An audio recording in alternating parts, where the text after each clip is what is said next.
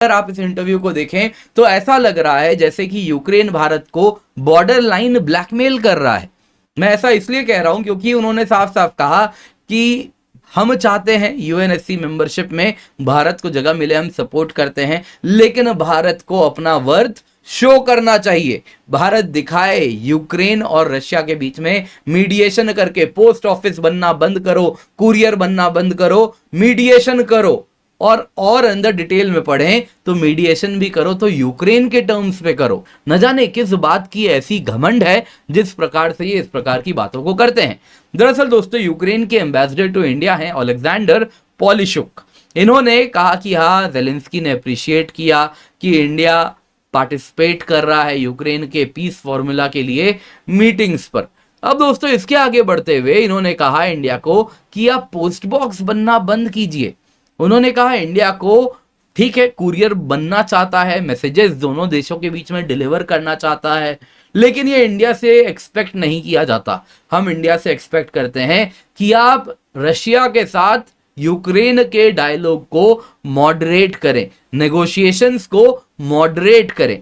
अब यहां तक भी दोस्तों खास समस्या नहीं होती, लेकिन इसके आगे धीरे धीरे अगर आप देखें तो इनकी जो बातें हैं वो आपको समझ आएगा कि ये बड़ी ही, अगर आप देखें तो इस प्रकार की बात कर रहे हैं जिसमें ये वन साइडेड टॉक चाह रहे हैं, यानी कि रशिया घुटनों पर आए यूक्रेन के साथ, उसके टर्म्स में बात करें। मतलब ये है दोस्तों, ऑफ लेट यूक्रेन तो इस पूरे के पूरे वॉर को और एग्रवेट कर रहा है, दूसरी तरफ भारत पे दबाव बना रहा है कि रशिया को भारत लेकर के आए और नेगोशिएशन करवाए। तो भारत ऐसा कैसे जादू करेगा? यहां पर दोस्तों और एक बात सुनिए, इंडिया का जो स्टैंड है उसको भी ये टारगेट कर रहे हैं। आप देख सकते हैं इंडिया हमेशा से क्या कहता रहा है, only dialogue and diplomacy can resolve Russia Ukraine conflict, यानी कि ये वॉर खत्म होगा तो केवल डायलॉग और डिप्लोमेसी से होगा। तो यहां पे बार बार पूरे इंटरव्यू में कह रहे हैं, if the only way ahead is diplomacy and dialogue, India can just be a post box. India should use its positions and relations with Russia to convince Moscow कि आप पीस टॉक्स में आए। अब दोस्तों यहां पे जानने वाली बात क्या है, ये जब पीस टॉक्स की बात कर रहे हैं तो ये Ukrainian format of peace talks की बात कर रहे हैं। ये नहीं कह रहे कि इंडिया कुछ न्यूट्रल स्टैंस ले और दोनों देशों को अपने देश में बुला के कुछ पीस टॉक्स करवाए, मीडिएशन करवाए, बिल्कुल नहीं। पाकिस्तान लाइव के मोअज़्ज़िज़ नाज़रीन, अस्सलाम वालेकुम। यूक्रेनी सफ़ीर ने भारत को वाज़ेह पैगाम देते हुए कहा कि रूस और यूक्रेन की जंग में सालिस बनो, कोरियर नहीं, जिस पर भारतीय मीडिया ने सख्त रद्द-ए-अमल दिया।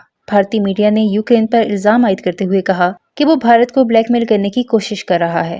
भारतीय तज्ज़ियाकारों ने यह दावा किया कि यूक्रेन भारत पर दबाव डालने की कोशिश कर रहा है ताकि वो रूस से अपने ताल्लुकात को महदूद करे। भारतीय मीडिया ने यह भी कहना शुरू कर दिया कि यूक्रेन को भारत के किरदार और कोशिशों का कोई एहतराम नहीं है, खासतौर पर जब भारतीय वज़ीर-ए-आज़म नरेंद्र मोदी ने हाल ही में रूस और यूक्रेन का दौरा किया था ताकि दोनों ममालिक के दरमियान अमन के लिए सालसी की कोशिश की जा सके। रूस के सफ़ीर ने इस मौके पर भी अपने तहफ़्फ़ुज़ात का इजहार करते हुए कहा कि भारत को सालसी का किरदार अदा करना चाहिए और मगरबी ममालिक के दबाव में आकर कोई फैसला नहीं करना चाहिए। यूक्रेन की तरफ से भारत पर आयद किए जाने वाली शराइत पर भारतीय मीडिया ने सख्त तनकीद की और ये बहस शुरू हो गई कि आया भारत को इस जंग में गैर जानिबदार रहना चाहिए या नहीं। ये मामला उस वक्त मजीद शिद्दत इख्तियार कर गया जब यूक्रेनी सफ़ीर ने एक बार फिर ये बयान दिया कि भारत को अपना किरदार वाज़ेह करना होगा और सिर्फ जुबानी हमायत के बजाय अमली कदम उठाना होगा। इस हवाले से भारतीय मीडिया का क्या कहना है, इस वीडियो में देखें। वीडियो में आगे बढ़ने से पहले मेरे चैनल पाकिस्तान लाइव को सब्सक्राइब जरूर करें ताकि आने वाली वीडियो अपडेट से आगाह रहें। ये कहते हैं कि जो पीस टॉक्स होगा वो उनके अनुसार होगा। दोस्तों यहाँ पे आपको बताना चाहूंगा, ये सेंस ऑफ एंटाइटलमेंट इतना ज्यादा दिख रहा है कि आप देखें, आपको याद होगा जब पीएम मोदी यूक्रेन गए थे तो जेलेंस्की ने क्या कहा था, उन्होंने कहा था कि मैंने प्राइम मिनिस्टर मोदी को कहा कि अभी जो पीस समिट स्विट्जरलैंड में हुआ, अगला पीस समिट किसी थर्ड वर्ल्ड कंट्री में होना चाहिए, है ना, रादर ग्लोबल साउथ का, थर्ड वर्ल्ड नहीं कहा, माफ कीजिएगा, ग्लोबल साउथ कंट्री में होना चाहिए। इसके आगे बढ़ते हुए वो कहे कि लेकिन पॉसिबल नहीं है, हम चाहेंगे कि ये समिट इंडिया में हो, इंडिया बहुत बड़ा देश है, ग्रेट डेमोक्रेसी है, सबसे बड़ा डेमोक्रेसी है, लेकिन नहीं कर सकते। अफसोस कारण है कि इंडिया तो पिछला जो कम्युनिक साइन हुआ था स्विट्जरलैंड में, उसको हमने साइन नहीं किया, तो इसलिए इंडिया तो ये समिट होस्ट नहीं कर सकता। दोस्तों कमाल की बात क्या है, यही लाइन एम्बेसडर ने अपने इंटरव्यू में रिपीट किया है। कहा है कि देखिए नेगोशिएशन तो, क्योंकि इंडिया तो इस पीस समिट को होस्ट नहीं किया, तो हम कैसे अगला पीस समिट इंडिया की लीडरशिप में करवाएंगे जिसमें रशिया आएगा। मतलब इंडिया पर दबाव बनाया गया कि आप इस पीस समिट को साइन कीजिए। अब दोस्तों ये स्विट्जरलैंड में जो ग्लोबल पीस समिट हुआ था, ये क्या था? ये कुछ नहीं था, बस और बस दिखावा था। यूक्रेन और पश्चिमी देश आके जमा हो गए थे और कह रहे थे हाँ पीस की बात कर रहे हैं, पीस की बात कर रहे हैं, लेकिन इसमें रशिया स्वयं नहीं था। दोस्तों जो वॉरिंग पार्टीज हैं वही इसमें नहीं है, तो बाकी देश क्या पीस कर लेंगे? सवाल ये उठता है। अगर सामने वाला देश छोटा देश होता तो आप कब का दबा के धमका के अपना उंगली, मतलब अपना उल्लू सीधा कर लिए होते, लेकिन यहां पर तो वैसा कुछ नहीं हो रहा है। यहाँ तो सामने वाला देश रशिया है, तो रशिया को आप सब जमा होके भी डरा नहीं पा रहे। तो अब वापस यही बात करना कि इसी प्रकार के ग्लोबल पीस समिट को पहले इसमें इंडिया साइन करे, इसके जो कम्युनिक था उसको भारत ने साइन नहीं किया था क्योंकि वो टोटली वन साइडेड था, पूर्ण रूप से यूक्रेन के पक्ष को देखते हुए बनाया गया था। लेकिन जब भी नेगोशिएशन होता है, मीडिएशन होता है, तो दोनों पार्टी को गिव एंड टेक करना होता है। यहां वो सब कुछ भी नहीं था, तो इसीलिए इंडिया ये यूक्रेन के इंटाइटलमेंट को तो फुलफिल नहीं कर पाएगा। यहां पे दोस्तों अगर आप देखें तो फाइनल डिग इन्होंने क्या लिया है, जो बॉर्डर लाइन ब्लैकमेल है। उन्होंने कहा कि देखिए आप तो एम करते हैं यूएनएससी के रिफॉर्म्ड सीट में बैठने का, लेकिन आप वहां जाके क्या सिर्फ अपने नेशनल इंटरेस्ट को प्रोटेक्ट करने बैठे हैं? ये तो बड़ा लो टारगेट होगा ना।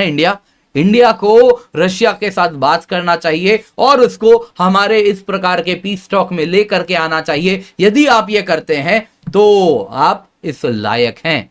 दोस्तों तो वही बात हो गई। यूक्रेन उसके बाद कहता है कि हम सपोर्ट करते हैं इंडिया के यूएन सिक्योरिटी काउंसिल मेंबरशिप को। अरे आपके सपोर्ट करने नहीं करने से क्या फर्क पड़ता है? यूक्रेन मतलब क्या ही उसकी एंटिटी है अगर आप ग्लोबल जियोपॉलिटिक्स में देखें। लेकिन हाँ हम सपोर्ट करते हैं, अच्छी बात है, आप सपोर्ट कीजिए, लेकिन आपको हम क्यों प्रूव करें और आप हैं कौन जिसको प्रूव करना हुआ? तो ये एक प्रकार का बॉर्डर लाइन ब्लैकमेल है कि यूएनएससी सीट चाहिए तो हमारे पश्चिमी दोस्त हैं, हम उनको कन्विंस करेंगे अगर तुम ये करके दिखा दो, आप रशिया को मुड़वा दो और हमारे पीस समिट में हमारे टर्म्स पे ले आओ। तो दोस्तों रशिया ना तो इस प्रकार से मुड़ने वाला है, ना ही उसको और कोई देश ऐसा मोड़ सकता है कि रशिया अपने इंटरेस्ट को त्याग के यूक्रेन के इंटरेस्ट को ध्यान रखते हुए इस प्रकार के पीस समिट में चला जाए। ये तो होने से रहा। तो ये अजीब सी, मतलब अगर आप देखें तो इन टोटल ये बहुत ही, अगर आप देखें तो एम्बेसडर से जिस प्रकार की बातों की उम्मीद की जाती है उस प्रकार की बातें नहीं हो रही। दरअसल दोस्तों अगर आप यूक्रेन की बात करें तो ये कहा जा रहा है, इसकी अगर एनालॉजी आप देखें तो ये एक स्पॉइल्ड चाइल्ड है, बिगड़ा हुआ बच्चा है पश्चिम का, वेस्ट का। अब दोस्तों ये यूक्रेन की बात कहना गलत होगा, मैं सिर्फ ज़ेलेंस्की और उसके सरकार की बात करूंगा।